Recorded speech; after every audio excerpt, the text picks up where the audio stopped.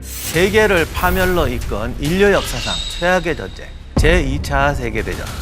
그 시작에는 유럽을 넘어 세계를 소나기에 쥐고자 했던 히틀러의 탐욕과 나치 독일의 무자비하고 반인륜적인 대량 학살이 있었는데요. 주변국의 어떤 방해나 반발 없이 제2차 세계대전을 일으킬 수 있었던 데에는 전 세계를 속인 희대의 사기극이 존재했습니다. 전쟁이 끝나고서야 밝혀진 전대미문의 사기극. 그 비밀을 지금 모두 밝혀드리겠습니다.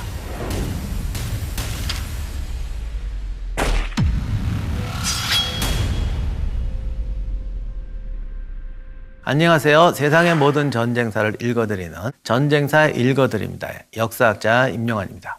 1차 세계대전 때는 전쟁을 방지하기 위해서 나라마다 상호 방위 조약을 맺습니다. 그랬더니 전쟁이 안 나는 게 아니라 뭐 하나만 건드리면 세계대전으로 터져버린 거예요. 그런데 2차 세계대전 때는 양상이 좀 달라집니다. 나라는 똑같이 존재하고 있는데 러시아 혁명으로 공산주의라는 게 생겨버렸어요.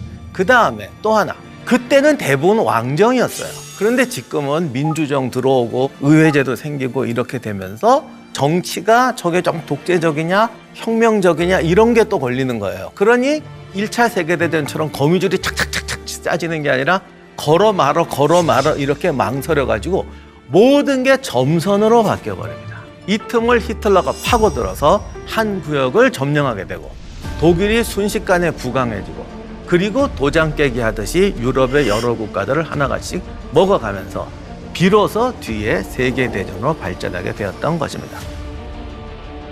히틀러는 권력을 잡은 후에 베르사유 조약의 여러 조항이 무효라고 주장합니다. 1935년 3월 징병제를 도입하면서 평시 상비군을 50만 명으로 증가시키겠다고 선언했고 독일 공군의 존재를 공개하게 됩니다. 이는 베르사유 조약을 완전히 어기는 것이었지만 영국과 프랑스는 이에 대해서 어떤 단호한 조치를 하지 않습니다. 심지어 히틀러는 영국과 해군 협정을 체결함으로써 독일 해군이 영국 해군의 일정 비율만큼 전투함을 보유할 수 있게 만듭니다. 이게 히틀러의 인기가 폭발하게 되는 비결이고 동시에 파멸의 시작이었습니다. 1936년 히틀러는 본격적으로 군부대를 움직이기 시작합니다. 비무장 지대가 된 라인란트에 약 3만 명의 병력을 보내면서 유럽의 반응을 지켜본 거죠. 라인란트는 어떤 것이냐? 프랑스와 독일 국경지대로 독일 땅이긴 하지만은 비무장 지대가 되었고 독일이 군대를 주둔하지 못했던 것입니다. 이렇게 나치 독일이 군대를 움직이면 프랑스가 세게 나와줘야 되는데 제재를 안 합니다. 프랑스는 불안한 눈초리로 바라보기만 하고 영국의 지지 없이는 행동에 나서지 않겠다고 합니다. 이렇게 돼서 라인란트를 독일이 점령했는데 영국과 프랑스가 별다른 반응을 보이지 않자 독일은 군사적 자신감을 회복하게 되고 1938년 3월 오스트리아를 장악하고자 합니다.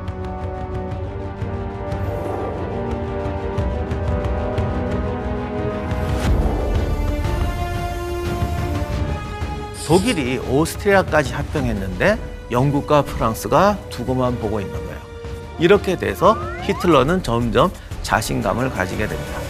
그런데 히틀러가 이렇게 용감한 행동을 했던 데는 사실 결정적 이유가 있었는데 베르사유 조약 깨고 나서 히틀러가 군비와 경제를 동시에 부흥시키겠다고 합니다. 이게 두 개가 다 가다 보니까 동시에 다 멈추기 직전에 와버렸어요. 그럼 어떡합니까? 자원이 있는 땅을 먹어야지. 자원을 먹어야 되는데 여기서 제일 중요했던 데가 체코였습니다. 군대를 강화할 수 있는 자원과 무기 공장을 뺏어오기 위해서는 체코를 먹어야 했던 거죠. 이렇게 되자 영국과 프랑스도 화들짝 놀라게 됩니다. 그제야 영국과 프랑스는 위기를 느끼고 이탈리아와 함께 미넨에서 히틀러와 정상회담을 가집니다.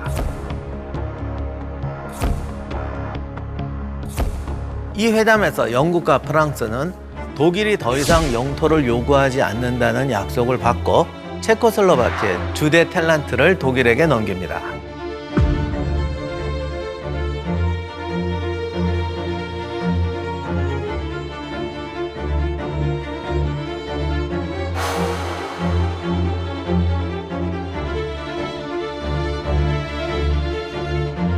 사건은 정말 컸는데 영국과 프랑스가 독일이 무기 공장을 접수하는 것을 방치하는 거예요. 그리고 약속이 뭐냐면 너희들 더 이상 전쟁하지 마. 이거는 무기고 열어줘서 무기 나눠주면서 이거 내가 줄 테니까 싸우지 마라 하는 얘기가 똑같습니다. 이걸로 히틀러는 정말 국민적인 영웅이 됩니다. 왜? 자기가 빼앗긴 영토를 찾아왔을 뿐만 아니라 군대를 재무장할 수 있는 자원을 끌어왔거든요. 더욱이 영국과 프랑스가 꼼짝 못한다는 게 증명이 된 거예요. 이렇게 돼서 히틀러가 그야말로 세계대전을 일으킬 수 있는 완전한 준비 단계로 들어가게 됩니다. 그러면 연합국들은 왜 베르사유 조약도 깨부신 독일과 히틀러에게 소극적인 태도를 취했던 것일까? 여러 가지 원인이 있는데 아까 1차 세계대전 때와 2차 세계대전 때의 차이가 소련의 존재라고 말씀드렸습니다. 유럽 각국은 히틀러가 이끄는 독일이 소련의 공산주의로부터 유럽을 지켜줄 방파제 역할을 할 것이라고 기대하면서 히틀러의 만행을 눈감아 주었던 것이에요. 또 하나 이유는 1930년대 유럽 각국의 정치 지도자들은 대부분 1차 세계대전의 참호 속에서 싸웠던 사람들입니다. 당시 유럽은 그 1차 세계대전의 악몽을 생생하게 기억하고 있었고 또다시 전쟁을 경험하고 싶지 않았던 겁니다. 그래서 대부분의 유럽 국가 사이에는 전쟁을 반대하는 분위기가 퍼져 있었고 또 저런 대전을 일으켰다가는 혁명이 날지도 모른다는 공포감도 가지고 있었습니다. 세 번째로 당시 세계를 휩쓴 대공황. 대부분의 국가가 경제 사정이 좋지 않았기 때문에 이들 머릿속에 있는 1차 세계대전은 1000만 명을 투입해야 되는 전쟁이에요. 경제 활동하는 남성의 40%가 들어가는 전쟁입니다. 그러니까 도저히 전쟁을 치를 엄두가 나질 않았던 거죠. 히틀러가 체코슬로바키아를 해체시키자 비로소 영국과 프랑스는 불안감을 느낍니다. 그리고 히틀러의 다음 타깃이 폴란드라는 것을 알게 되죠. 이제는 막아야 했어요. 독일이 폴란드를 침공하면 전쟁을 선포하겠다고 합니다. 그렇다면 실제 독일은 폴란드를 노렸던 것일까? 왜 하필 폴란드였을 것인가? 이 중심에는 단치이 지역과 폴란드 회랑이 있습니다. 단치이는 폴란드와 독일이 오랫동안 분쟁했던 땅으로 폴란드 회랑과 단치이는 당시 독일에게는 성가신 존재였어요. 왜냐하면 독일의 본토를 둘로 나눠버렸는데 이 또 본토가 독일의 가장 중요한 지역인 프로시아, 동프로시아 지역이 끊어져 버린 거죠. 더욱이 단치이는 발트의 해상권을 장악할 수 있는 주요 도시였는데 자원 부족으로 고생하는 독일 입장에서는 바닷길을 열어야만이 자기들 말로는 나라를 보존할 수가 있고 속된 말로는 뻗어나갈 수가 있었습니다.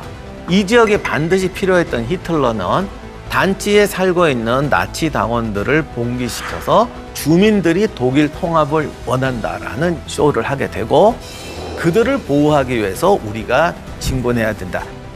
폴란드가 이 땅을 순순히 내줄 리가 없죠. 폴란드도 자존심 있는 국가인데 히틀러와 폴란드는 오랜 기간 협상했지만 협상은 결렬됩니다. 히틀러는 이 땅을 무력으로 차지할 것이라고 공공연히 선언하고 다니죠. 그런데 폴란드를 성공적으로 차지하기 위해서는 히틀러가 반드시 해결해야 되는 문제가 있었습니다. 바로 소련이었죠. 독일의 폴란드 침공은 소련을 자극할 수 있었습니다. 여기에는 정말 오래된 역사적 관계가 있습니다. 지금 우크라이나 전쟁에서 러시아가 우크라이나를 침공한 명분이 나토의 동지입니다.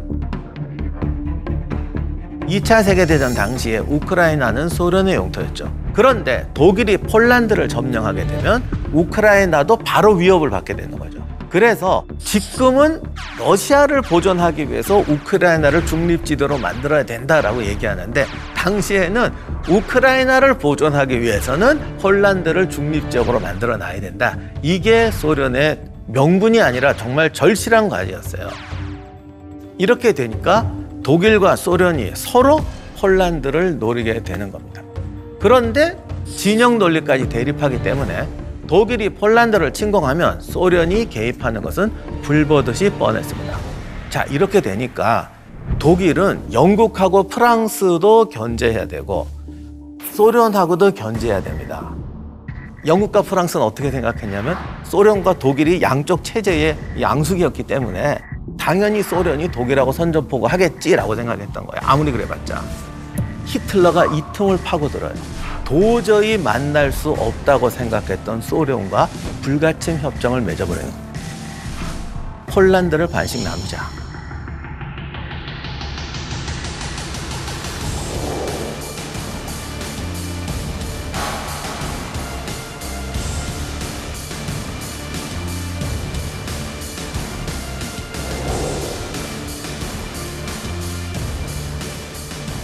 문제는 이 조약을 얼마나 비밀리에 진행했는지 영프도 감쪽같이 몰랐고, 심지어는 폴란드 침공을 준비하는 독일 군부에도 알려주지 않았습니다. 영국과 프랑스가 이념 대결, 체제 대결로 생각해서 둘은 반드시 싸울 것이다 생각했는데, 히틀러와 스탈린은 서로의 이익을 갖고 나누자라고 했던 겁니다. 영국과 프랑스가 독일에게 거듭 경고했음에도 불구하고 히틀러는 폴란드 침공을 명령합니다.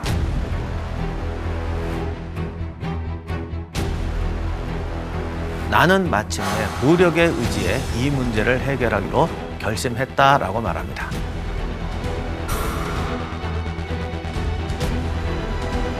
이로써 2차 세계대전의 막이 오르게 됩니다. 1939년 8월 31일 저녁 무렵 독일군 150만 병력이 폴란드 최전방 출격 지점에서 다음날 새벽의 전격전을 위해 대기합니다. 그런데 그날 밤 8시를 조금 넘은 시각에 글라이비치의 한 라디오 방송국이 폴란드군의 습격을 받게 됩니다. 당시 독일인이 운영하던 방송국에 폴란드군이 습격해 들어와서 순식간에 건물을 점령하고 민간인 직원들을 위협해서 구금합니다. 방송시설을 장악한 폴란드군은 그 자리에서 폴란드어로 작성된 선언문을 낭독합니다.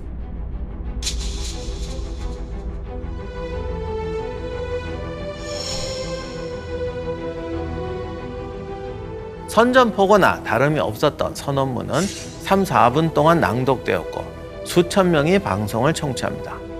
그리고 잠시 후에 총격전이 벌어졌고 방송국을 제압한 폴란드군이 독일군에 의해 제압되었다는 소식이 전해집니다.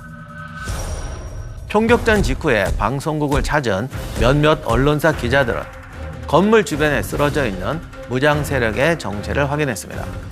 이 소식은 곧장 베를린에 전해졌고 히틀러는 즉시 의회를 소집해 자위권 차원의 군사 행동을 강하게 요구합니다. 이미 이전부터 국경지대에서는 독일인들을 대상으로 한 사건들이 자주 발생했었고 히틀러는 이 모든 사태를 싸잡아서 폴란드의 소행으로 규정합니다.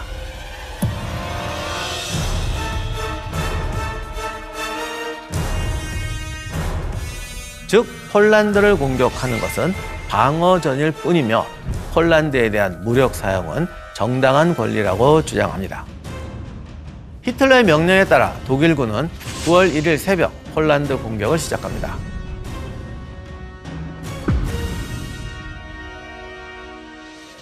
폴란드는 글라이비츠 라디오 방송국을 공격하지 않았다고 주장했지만 전쟁이 끝날 때까지 그 누구도 폴란드의 주장을 믿지 않았습니다. 당시 유럽 국가들조차도 폴란드의 공격을 비난하는 분위기였죠. 그런데 종전 이후에 놀라운 사실이 밝혀집니다. 글라이비츠 방송국 습격 사건은 독일의 자작극이었다는 것이죠. 모든 계획은 히틀러의 명령하에 하인리히 히물러가 주도했던 것으로 밝혀졌습니다. 그러면 독일은 왜 자작극을 꾸몄던 걸까? 히틀러는 명분 없는 선제 공격이 주변국의 반발을 부를 것이라고 생각했기 때문에 폴란드 침공을 정당화하기 위해서는 주변국을 속일 만한 작전이 필요했던 것입니다.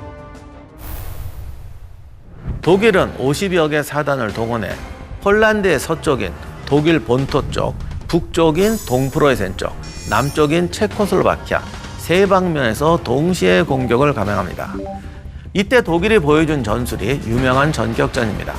보통 전격전이라고 하면 자꾸 기갑부대만 생각하는데 사실은 포병과 공군을 동원한 입체적인 전투입니다.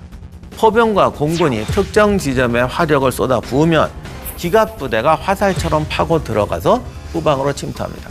보급선을 단절해서 전방에 있던 병력을 포위하는 전략이죠. 독일군은 기가 막힌 전술 기동을 하면서 빠르고 신속하게 진격하고 귀신같이 폴란드군을 포위하게 됩니다. 9월 16일 독일군은 폴란드 수도 바르샤바를 포위하고 지상과 공중에서 포격과 폭격을 퍼붓습니다. 이에 폴란드 정부는 바르샤바를 탈출해 루마니아로 도망쳐서 망명정부를 구성하게 됩니다. 전세가 이쯤 되니까 소련이 폴란드를 나누기로 했던 독소 불가침 조약에 따라서 폴란드 침공을 개시합니다. 소련은 사실 폴란드 동부를 거의 거저먹었죠. 폴란드군은 전부 독일군 맡고 있었고 소련은 자기들을 도와줄 줄 알았어요. 왜냐하면 폴란드도 소련하고 상호 방위 조약을 맺어놓고 있었거든요. 그런데 소련이 그걸 무시하고 비밀리에 독일하고 밀약을 맺은 데다가 폴란드 정부가 망명을 하니까 이제 그 조약은 무효다라고 이야기하면서 폴란드 침공을 감행합니다. 바르샤바에서 12만의 수비군과 시민들이 도시 중심에 진지를 쌓고 바리케이트를 설치하고 끝까지 저항을 합니다. 그러나 독일군이 물, 전기, 가스를 완전히 차단하고 공군력과 포병을 동원해서 도시 전체를 불바다로 만들어버리자 바르샤바는 9월 27일에 항복하게 됩니다. 이렇게 해서 폴란드가 독일의 소나기에 들어가게 됩니다. 그러면 독일과 전쟁이 터질 경우에 폴란드를 보호해 주겠다고 큰소리 쳤던 영국과 프랑스는 도대체 무엇을 하고 있었던 걸까요? 1939년 9월 3일 영국은 독일군을 폴란드로부터 철수시킬 준비가 되었다는 응답을 받지 못하면 전쟁 상태에 돌입하게 될 것이다 라고 최후 통첩을 보냅니다. 그리고 영국과 프랑스는 독일에 선전포고를 하게 되죠.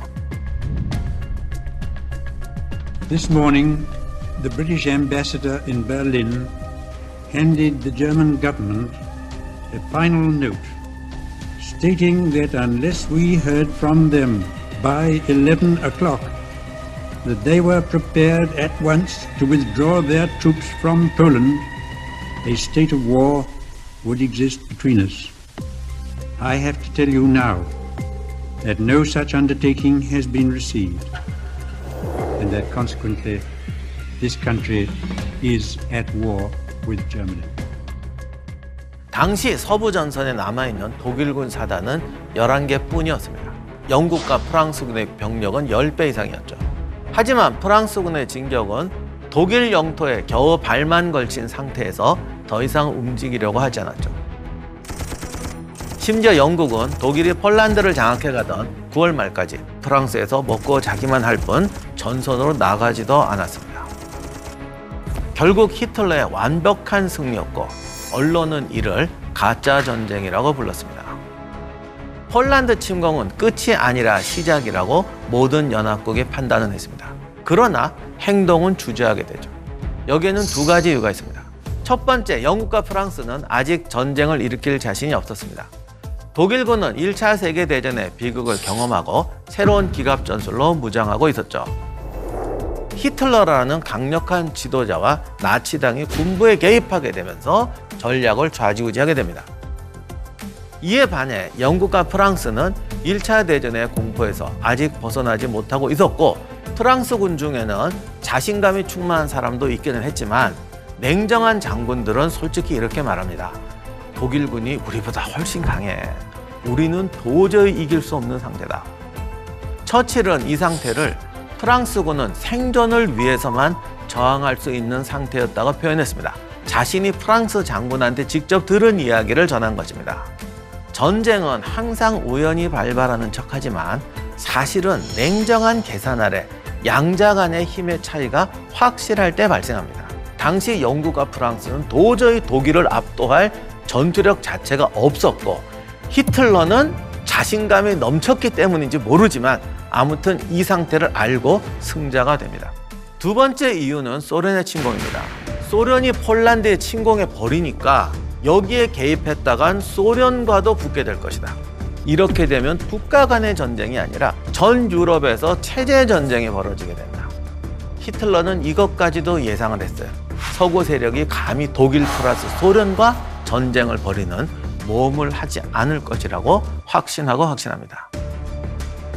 독일은 덴마크, 노르웨이, 룩셈부르크, 네덜란드, 벨기에까지 차례로 점령하게 되죠. 그리고 엄청난 속도로 프랑스 방어선을 돌파해 파리를 점령하기에 이릅니다. 제2차 세계대전에서 나치 독일은 유럽을 서서히 장악해가면서 드디어 세계의 정복을 꿈꾸게 됩니다. 체코슬로바키아, 폴란드 침공은 본격적인 2차 대전의 시작이었습니다. 2차 세계대전사가 너무 광범위하기 때문에 많은 분들이 폴란드 침공의 중요성에 대해서 간과하는 경향이 있는데, 체코 병합과 폴란드 침공에 성공했을 때 그 히틀러의 인기는 정말 말도 못하게 하늘로 찌릅니다. 당시 군부는 세계대전에 대해서 결사적으로 반대하던 입장이었는데 대중의 자신감이 차고 오르고 승리를 거두게 되면서 군부가 히틀러에게 꼼짝 못하게 됩니다. 사실 이때까지는 히틀러도 군부에 대해서 자신감이 없어가지고 굉장히 타협적인 자세를 유지했는데요. 체코와 폴란드 침공에 성공하면서 히틀러도 자신을 자각하게 됩니다. 나는 진짜로 위대한 사람이다. 동시에 위대한 군사 천재구나 라고 생각하게 되면서 세계대전에 더 적극적으로 나서게 됩니다.